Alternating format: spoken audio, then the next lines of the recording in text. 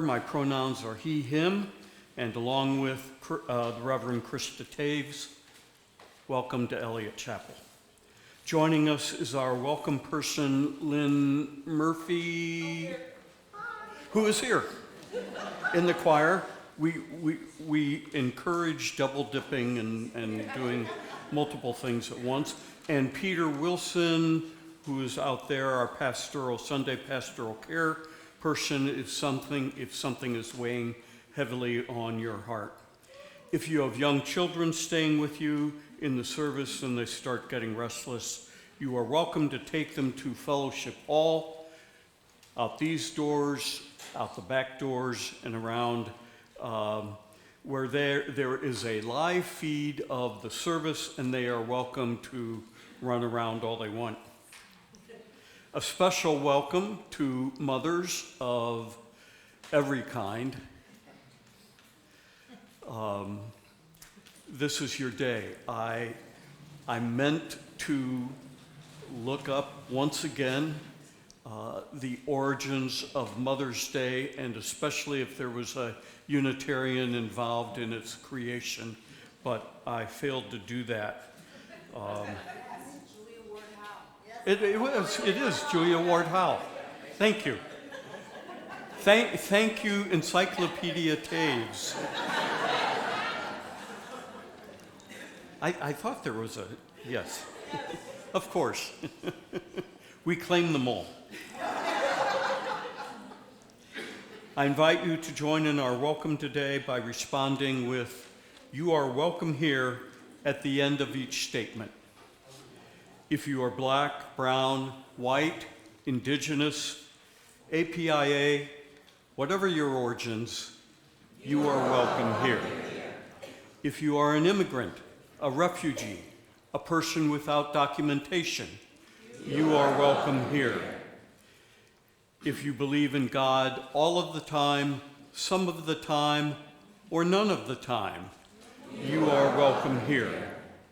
If you have a disability, visible or invisible, or are neurodiverse, you are welcome here.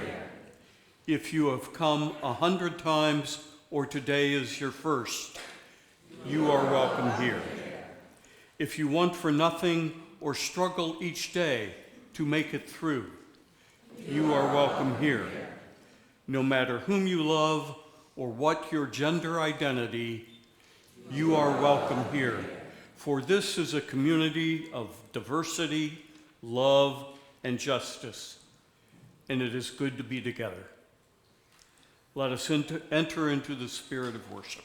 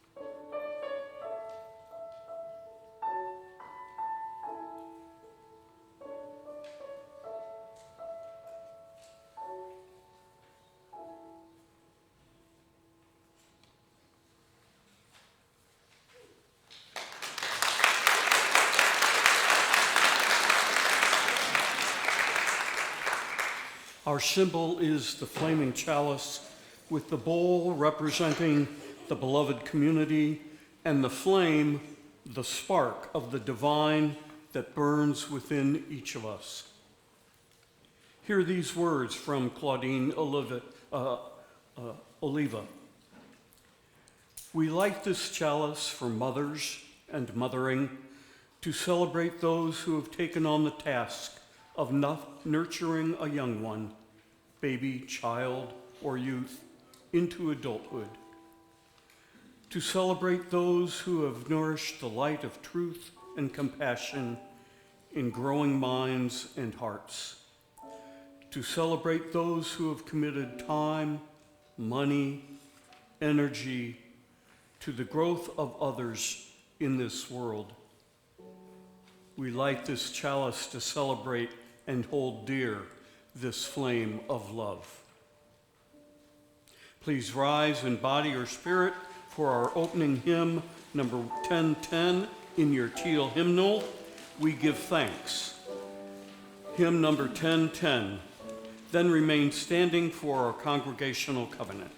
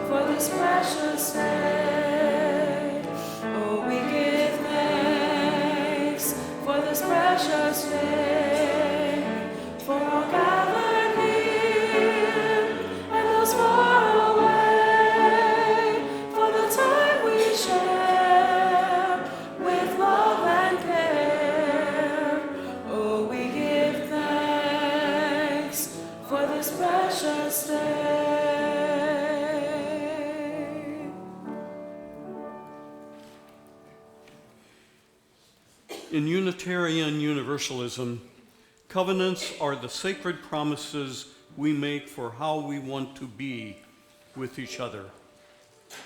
Join me in speaking our congregational covenant as on the screen and in your order of service. As a free congregation, we promise to one another our mutual trust and support. To create beloved community, we promise to be kinder to each other than we have to be, to listen fully to each other with an open mind and heart, to speak responsibly and respectfully, and to find ways to improve our church for all members and friends. Please be seated.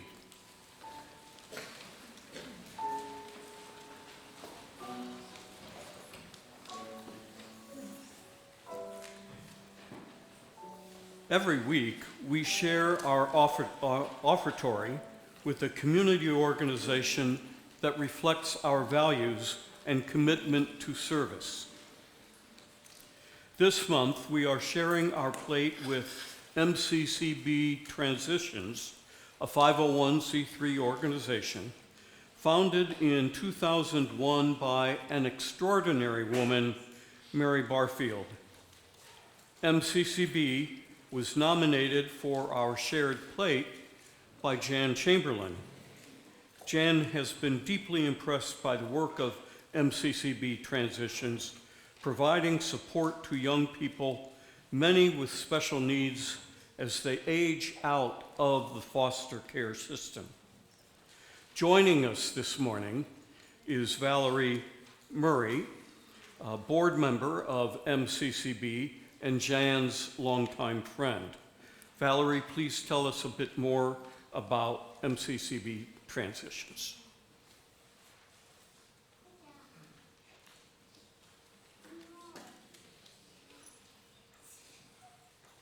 Well, thank you for inviting me here today. I really appreciate this opportunity.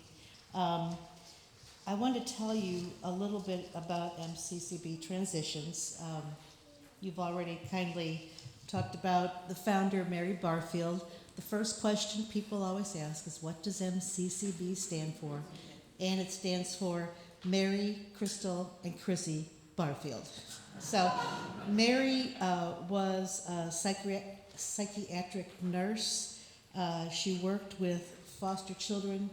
Both she and her two daughters had many, many foster children over the course of time. And what they realized was that when a foster child turns 18, he's just out on his own. Whether or not he's been given the skills, whether or not he knows or she knows what they're gonna do, they're just out. There's no place for them to go. That's bad enough if you're a typical 18-year-old. But what happens to an 18-year-old that has a disability, whether it's autism, a physical disability, another mental disability? They're just on the streets. And so Mary and her daughters founded this not-for-profit corporation.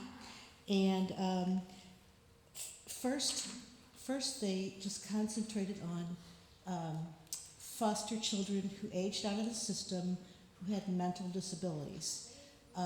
And that was going very well. What's happened is that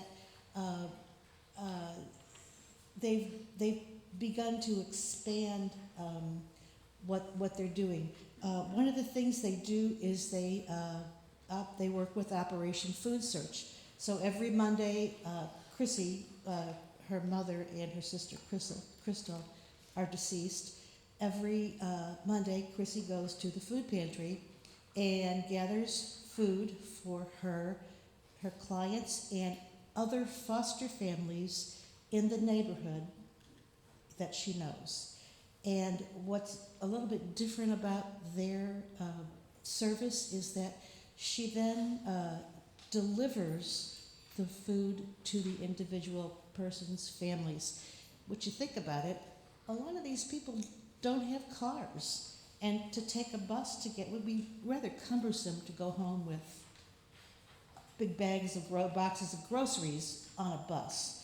So she delivers. They call, they tell her what they need, she tells them what they have, and then she takes it to them.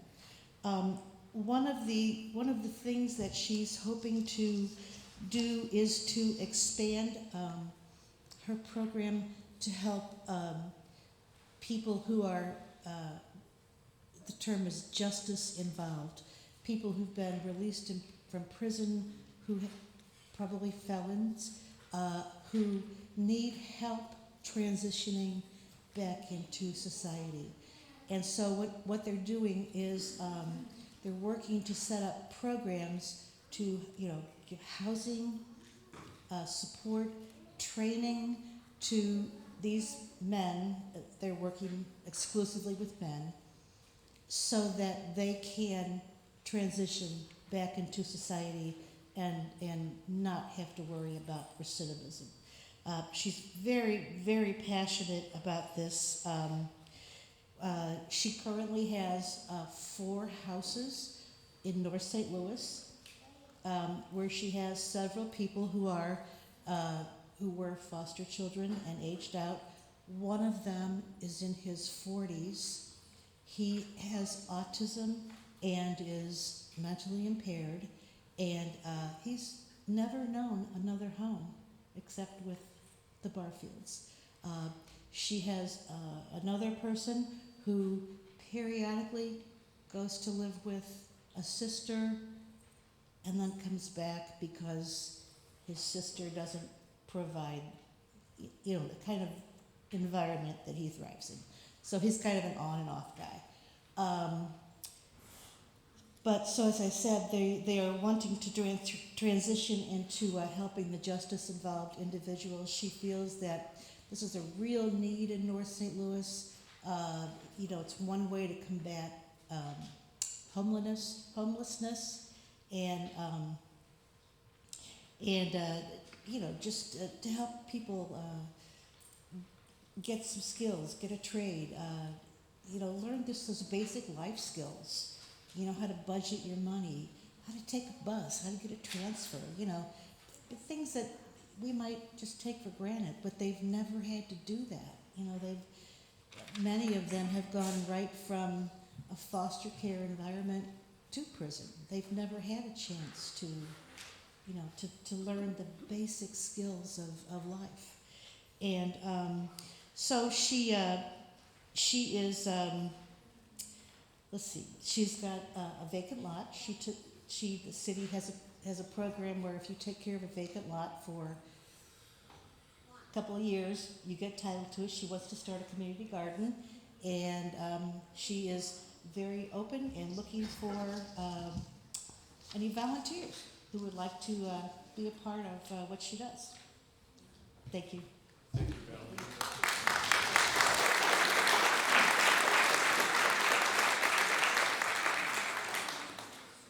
As we prepare to give, we welcome the presence of children in our sanctuary. Together, young and old, we practice generosity, knowing our gifts create ripples of love and care in our community. So let us give joyfully.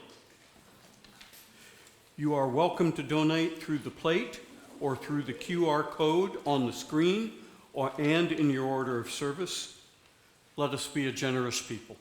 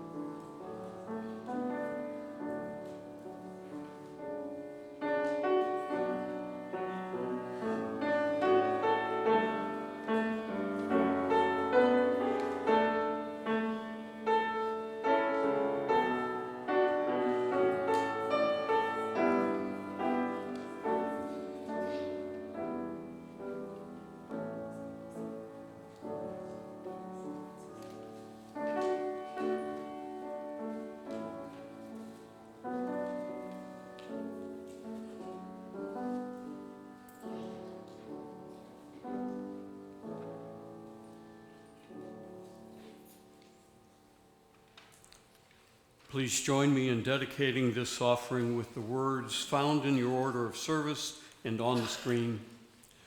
To the work of the church, which is weaving a tapestry of love and action, we dedicate our lives and these our offerings.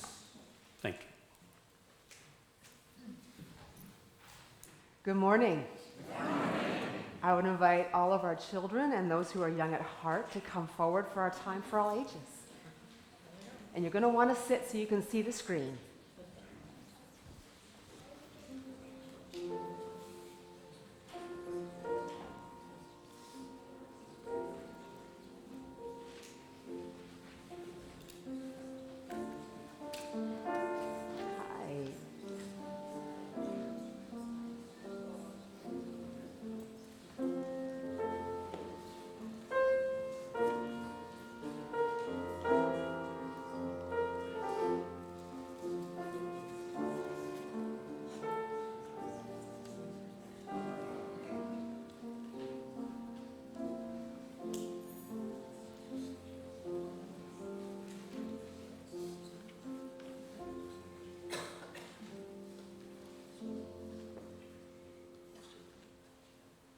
Good morning. Good morning. So today and this whole month, our theme is imagination. So this story is about one girl's imagination and how she makes her imagination reel in the world, and it's called The Most Magnificent Thing, and it's dedicated to all the little perfectionists of the world. The Most Magnificent Thing by Ashley Spires. This is a regular girl and her best friend in the whole wide world. They do all kinds of things together. They race, they eat, they explore, they relax. She makes things. He unmakes things. One day, the girl has a wonderful idea. She is going to make the most magnificent thing. She knows just how it will look. She knows just how it will work. All she has to do is make it. And she makes things all the time. Easy peasy. First, she hires an assistant. Next, they gather their supplies.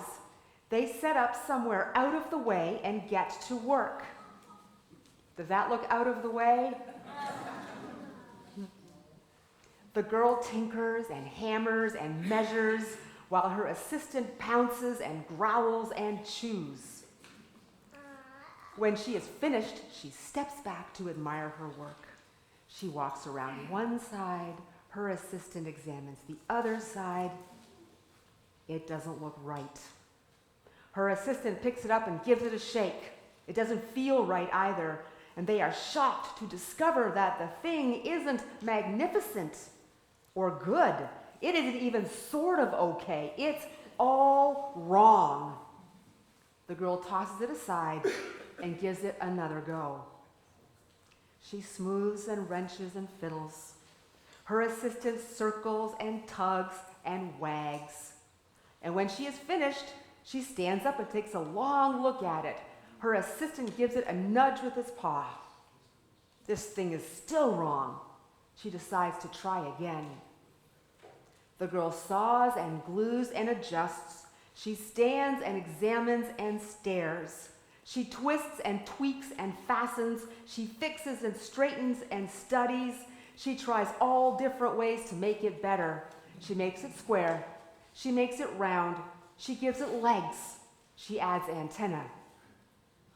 She makes it fuzzy. She makes it long, short, rough, smooth, big, small. Even one even smells of stinky cheese. But none of them are magnificent. Her hard work attracts a few admirers, but they don't understand. They can't see the magnificent thing she has in her mind. And she gets mad. The angrier she gets, the faster she works. She smashes pieces into shapes. She jams parts together. She pummels the little bits in. Her hands feel too big to work, and her brain is too full of all the not right things. If only one thing would just work. Crunch. Uh-oh, she hurt her finger. The pain starts in her finger. It rushes up to her brain, and then she explodes. It is not her finest moment. I'm no good at this. I quit. Her assistant suggests a walk. It's not much help at first. But before long, she starts to feel different.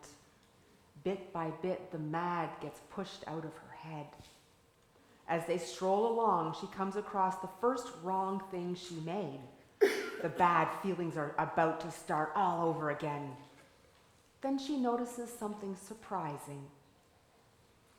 There are some parts of the wrong things that are really quite right.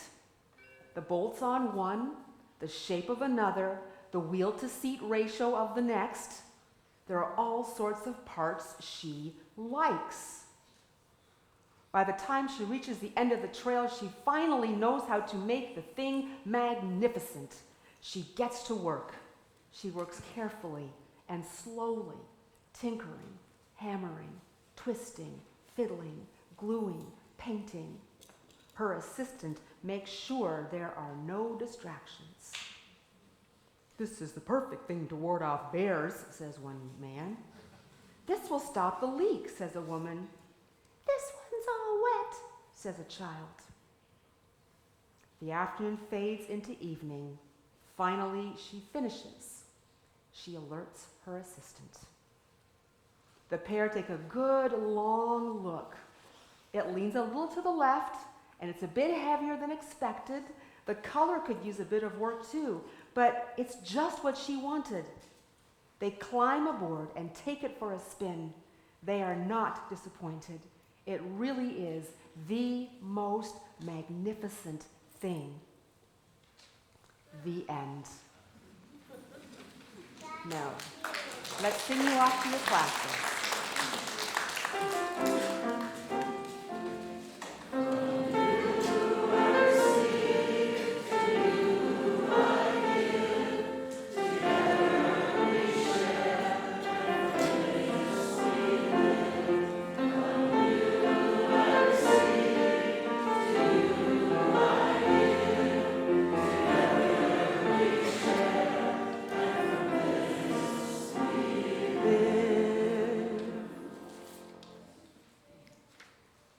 I invite you to join with me in the spirit of prayer and meditation. Our meditation this morning is by D. Scott Cooper, "We Imagine a Path." And if you're willing and able, let us take just a moment to center ourselves, to receive this meditation. Center yourself as you do. Ground yourself as you do. And if you wish, join me for 3 deep breaths.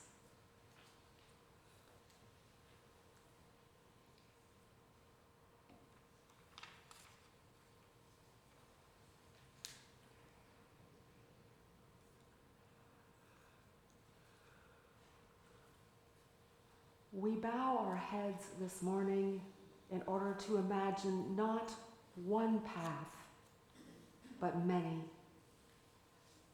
We imagine a path forward for those who cannot imagine any path forward because of poor health, financial hardship, family crises, and other roadblocks we cannot begin to understand or imagine. We often struggle to imagine a path forward for those who are forced to leave a homeland against their will, and for those unable to leave a war-torn homeland despite their lives being in danger. We imagine a path forward for those who leave their homes to make a better life for their families elsewhere. May we be a welcoming presence along that path toward hope. We come together to imagine a path forward for those of us despairing because we do not seem to know our country nor our neighbors, despite the fact that we have not moved at all. May we be the good we are hoping to find as we travel side by side down the path to hope. Truly, we know as we imagine these ways forward and take one another's hands, the paths will lead to hope.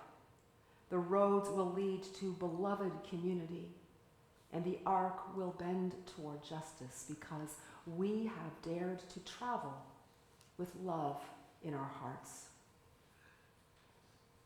We now join together in a time of silence for the prayers and meditations of our hearts.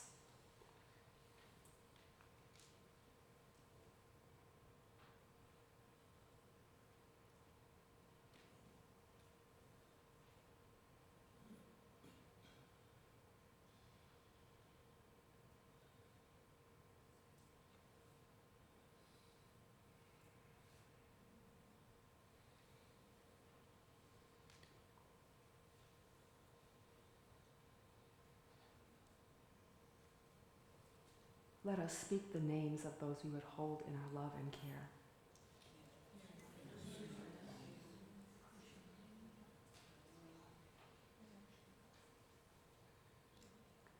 May those named and those whispered silently and to ourselves be held in the loving crucible of this community and find peace.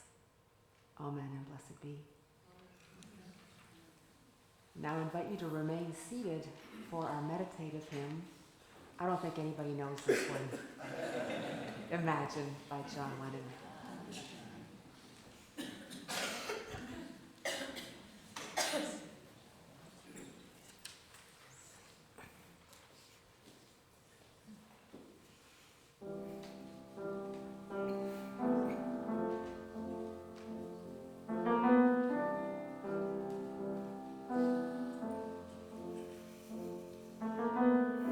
Imagine there's no heaven. It's easy if you try. No hell below us. Above us only sky. Imagine all the people living for today. Imagine there's no countries. It isn't hard to do.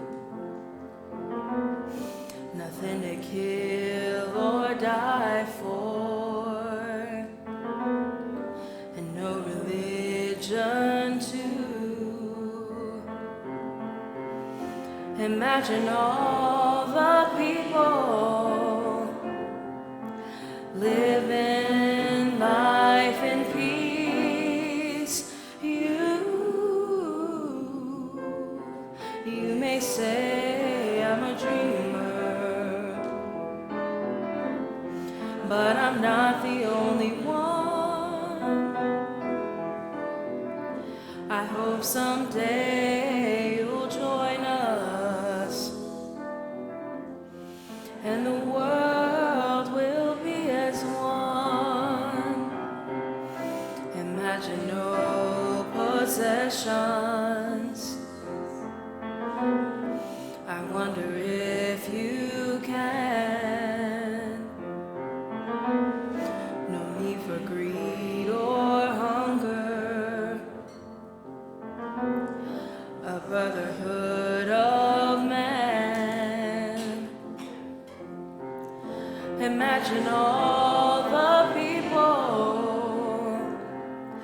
sharing all the world. You may say I'm a dreamer, but I'm not the only one.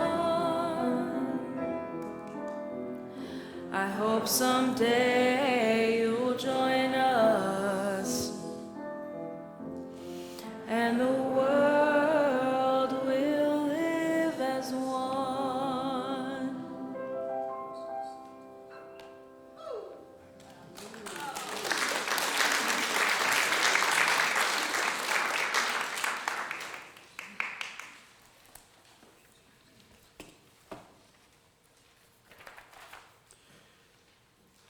Our reading today is from Mary Watola Tromer.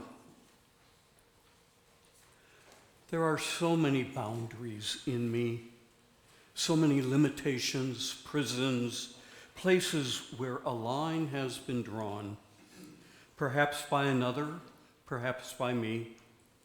The lines say, stop. The lines say, don't be curious.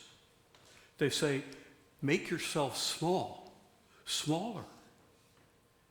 But imagination is the big pink eraser that rubs out the lines, smears and disappears them. Sometimes it's more like a tear, a small rip in the known that bids me look through the lines as if peeking through the curtain. And sometimes the imagination takes a line and bends it, twists it like a clown with a balloon, until what I thought was a boundary becomes a bird, becomes crown, becomes flower. Or it turns the line perpendicular, so what I thought was a deadline becomes path. I want to listen for the voices beyond the boundaries, want to open to what I cannot yet see. I want to hear the welcome of the horizon and, like a bell calling me home, let it lead me. This ends our reading.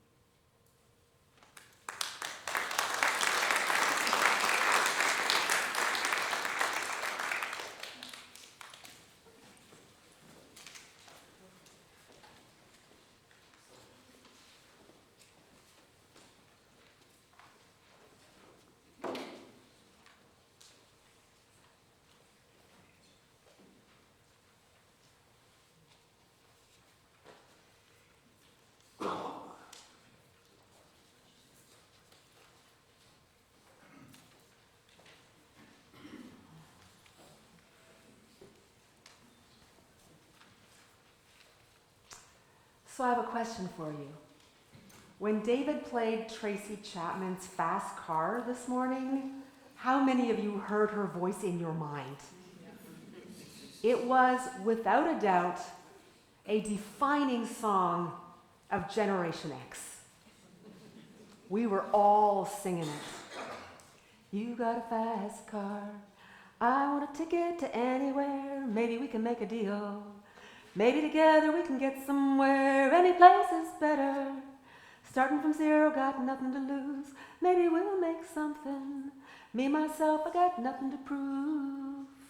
And you'd be driving with the windows open, gun in the car if you felt you could get away with it. And that guitar riff just carried you on. Do do do do do do do do do do do. How did this song touch so many so deeply? It's about a woman who is desperate to have something of the life she imagined for herself, because she doesn't. Let's look at this song through the prism of imagination. She's working at the convenience store, struggling to live, likely homeless, and in a relationship with someone who isn't pulling their weight. She doesn't want the relationship to end. In fact, the whole song is about hoping the relationship doesn't have to end, but it is getting hard. She imagines a life where her partner gets their act together. She wants this so badly she can taste it. And then she sees her partner's car, and it's like, hey, what if we go somewhere new and start fresh? Maybe that'll be what we need, and we'll both get jobs, and we'll finally know what it means to be living. And then she reflects on her past. Her dad was an alcoholic. Her mom tried and tried to make it work, but at some point, she just couldn't take it anymore, and she left, leaving this woman as a girl with her alcoholic father. And when she and her partner first got together, she was sure it would be nothing like her parents' relationship. In this relationship, she felt like she belonged and that she could really be someone, right? And now, despite where she finds herself, she is still hoping that she can be someone in that relationship. Fast forward, and they're in a new city. She gets a job at a food market, makes more money, but still not enough to not be homeless. And the partner hasn't changed at all. And she is trying so hard not to give up the dream of what she has imagined for the two of them. Something has got to break through. And something finally does. She gets a job where she can pay all the bills. Her partner is now drinking just like her dad. They're never there for the kids. So as a mother and as a woman, she begins to imagine a life on her own, where she belongs because of who she is and can be someone because of what she does. And finally, she issues the ultimatum. Either you be a partner worth committing, or you get in that fast car and you drive on out of my life. And that's where the song leaves us. It doesn't tell us how things resolve. We don't know if she actually sends the partner packing or if she can't bring herself to do it and just continues on. But when you let your imagination run, what do you think she does? I bet that most of us want to imagine that she breaks free and no longer needs to fantasize about escaping a bad reality in a fast car. She's created a life that she imagines on her own for herself and for her children. The spiritual theme of this month is imagination. Last Sunday we talked about how imagining isn't some luxury to dabble in when the real things of your life are dealt with. Imagining is an essential part of life. It creates everything around us, and it is an injustice when our social and political culture teaches us that we better put those dreams away and face the real world. It was a fast car. Perfect timing, dude.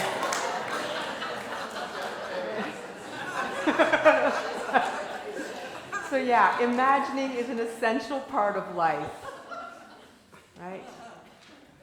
But we keep being told that we have to set those dreams aside. They're childlike, they're unrealistic. Come on, just face the real world. But I mean, who gets to define the real world?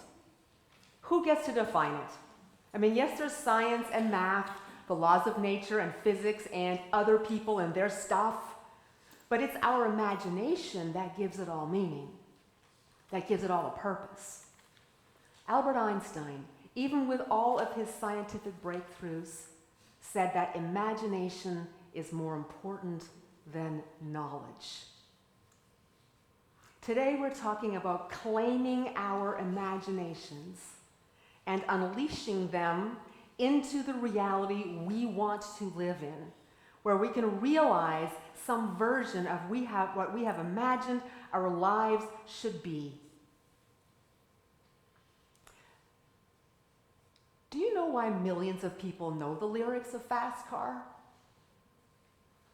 When Tracy Chapman wrote it in 1986, she was a little-known singer in Boston just trying to break through. She was also an activist, and one of the issues that captured her heart and imagination was ending South African apartheid, which held minority whites in absolute control and the majority black and mixed-race communities powerless and in poverty. At first, these communities tried to win rights within the system, kind of like Fast Car, where the woman keeps hoping her partner will stop drinking and get a job. But by 1940, they give up that dream. Their goal becomes to overthrow apartheid and take control of their country.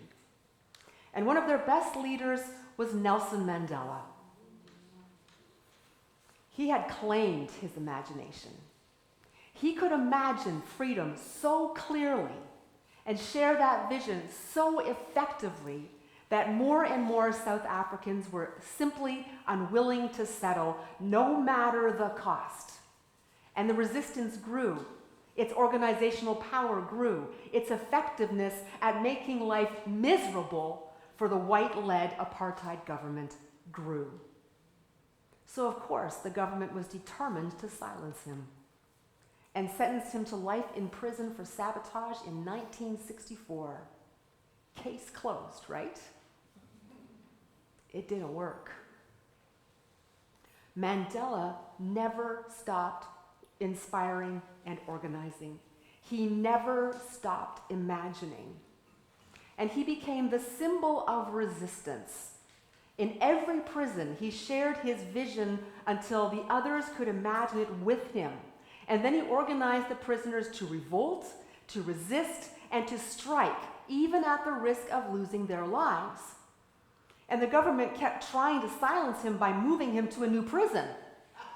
But then he'd do it all over again. You know, he was in a fast car and wasn't about to let go of the gas. He did this for over 2 decades, and he became like this living legend. And while he asked his people to believe in freedom, he asked the international community to believe in his people. He asked the international community to lay sanctions against South Africa, to starve it until apartheid fell. Don't worry about how we'll suffer, he said to the naysayers. We know how to suffer, so bring it on. But countries were slow to act. There was just too much money at stake. So in the 1980s, activists around the world decided to take matters into their own hands and developed a campaign to pressure countries and corporations to withdraw from engagement with South Africa. And Tracy Chapman joined that campaign. How many of us joined that campaign? Those of us who were around in the 80s. Yeah. I was 14 when my social studies teacher devoted a whole semester to studying South Africa. And when Bishop Desmond Tutu went on tour and came through Detroit, we went to hear him. We read Nelson Mandela. We studied history and politics and the request for sanctions. And at that time, Canada, where I grew up, and where I lived had not laid any sanctions against South Africa. None.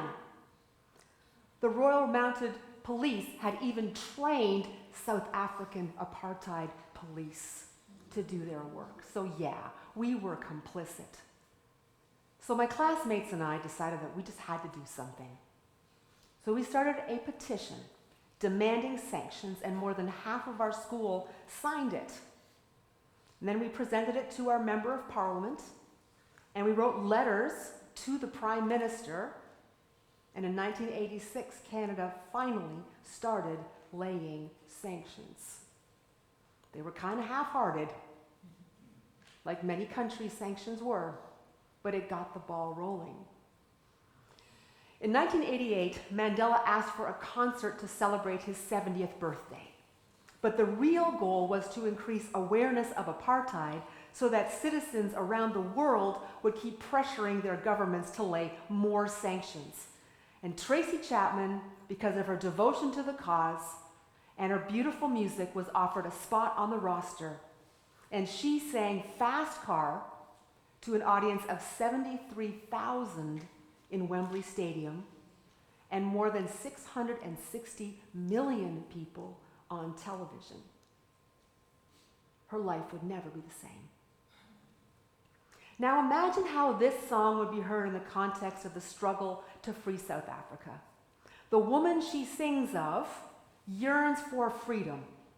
Freedom to direct her own life, exactly what South Africans were fighting for. She worked so hard to hold on to her dream and not settle, just as Nelson Mandela worked so hard to help his people hold onto the vision of freedom and never settle for less than complete equality and the right of self-determination. Each of them offered their own message about claiming your imagination and seeing it through. You think that Tracy Chapman song has something to offer us today? We're in a dangerous time. We have leaders who break the law, violate the Constitution, ignore judicial rulings, and intimidate the judges. They're destabilizing the economy, targeting universities, imposing massive cuts to health, education, Social Security, Medicare, Medicaid, Head Start, medical research, the VA, national parks, the IRS, and what have I missed? Right? They're attempting to erase Black and LGBTQ history, and therefore erase us. People are being detained and deported without due process. International partnerships are being destroyed. Any stated desire for a two-state solution in the Middle East is deemed anti-Semitic. Environmental protections are being shredded. First Amendment rights are being trampled, and the institutions that should hold them accountable, the House and the Senate, are doing what? Nothing. Who wants to get in a fast car and drive the hell out of here? It is very disheartening and very frightening. But you know, we are not the first country to face this. It's not even the first time our country has experienced this. If you're a person of color, or an immigrant, an LGBTQ person, a woman, a person in poverty, a disabled person, we've often been told that imagining our freedom isn't reasonable or even moral. And if you want to look at how to resist, look at people in those groups. There are a lot of people around in the world and in this country who've clung to their imaginings when the winds have been blowing against them. You find a way to reassert yourself that you belong, and not only can you be someone, you already are someone, no matter who is trying to erase you. And you always have some power to do something about it, because you already are someone. We need our imaginations more than ever. We have to keep imagining that this ends and what that would look like. What would it look like if our values were the path? Unitarian Universalism offers a path. There are many paths, and we offer one of them. Our core values capture the collective UU imagination of how peace happens, of how beloved community happens. We can imagine what life would be like centered in generosity because we do it. We can imagine our transformation if we value the uniqueness of every person, including ourselves. We can imagine our transformation when we taste justice and equity. We can imagine being held in the bonds of interdependence. So much of our UU faith is about centering our imaginations through these shared values and bringing them to life. We can't let the realities others are trying to impose on us be the measure of what is possible. Our imaginations can keep us free on the inside while we try to figure out how to bring freedom to the outside. You know how I always give you homework? Well, this week, I'm not asking you to reflect on anything. I'm asking you to do something. I'm asking you to bring some of our imaginings into the light. Last year, many of us joined the effort to put on the Missouri ballot a vote to abolish the abortion ban and to establish abortion as a constitutional right. Many of us gathered petitions, we made calls, we talked to neighbors, we canvassed and voted to end Missouri's abortion ban. And we succeeded. We were imagining the freedom that would come if it passed. But what's happened? And it should be no surprise, right? It's like countries putting as few sanctions as possible on South Africa just to say they're doing something, right? This week, the Senate is bringing to the floor a proposed constitutional amendment to take it all away, again. And Abortion Action Missouri is calling on us. They're calling on all of us to inundate our senators with emails, letters, phone calls, and visits. If you have a senator who supported Amendment 3 and is working to keep this bill from passing, thank them with all you've got and give them your strength because they are working hard.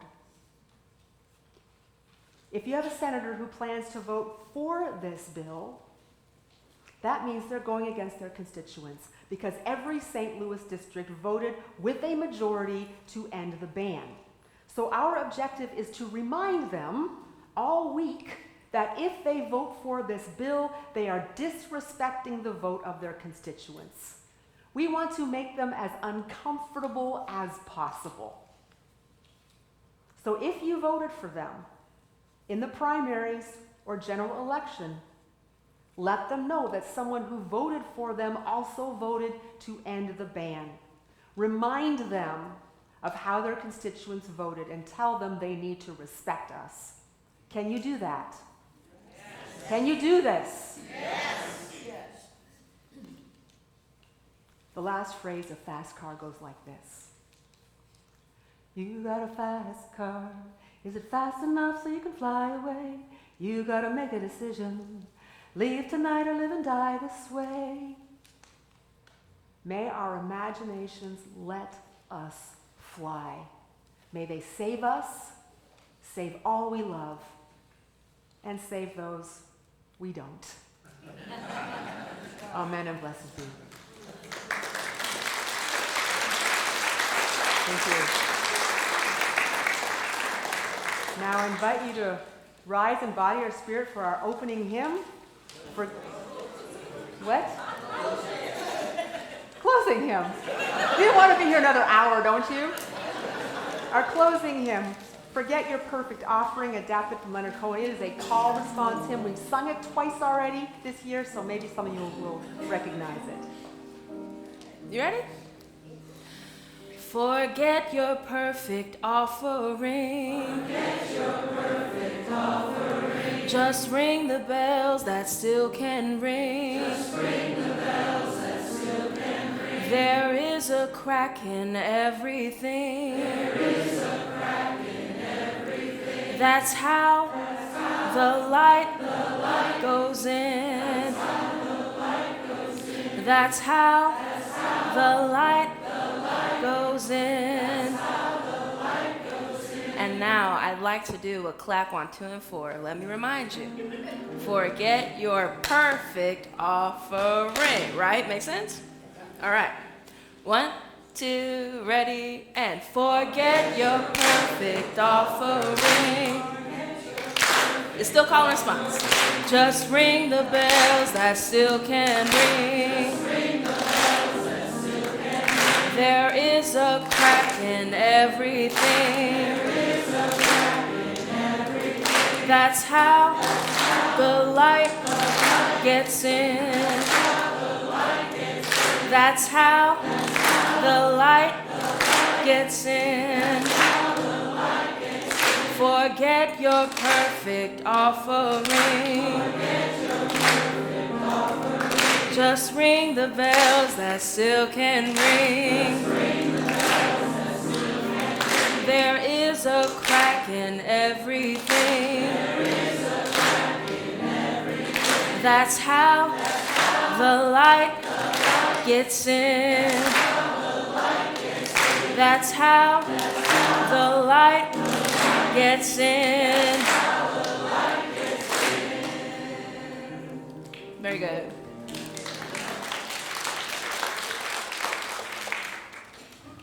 If you are visiting today, thank you. Please join us for coffee hour in Adams Hall, Fellowship Hall. Take a blue cup so we'll be sure to welcome you. And if you are a member or friend, look for the blue cups and be sure to personally welcome our guests. There are guests forms on your way out, either doorway. And at the QR code on the screen or in your order of service so you can stay on touch. And our online coffee hour today is at 1:30. Let us extinguish our chalice and share our benediction. We extinguish this chalice, but not the light of truth, the warmth of community, or the fire of commitment. These we carry in our hearts until we are together again.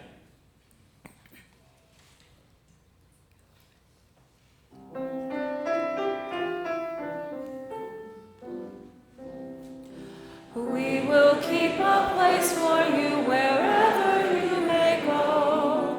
We'll sustain this home of faith and love you've come to know. Go in peace, bring hope to hearts that yearn. We will keep a place for you till you return. And now may the Spirit of life hold you. May love bless you, and joy find a place in your days. Go in peace.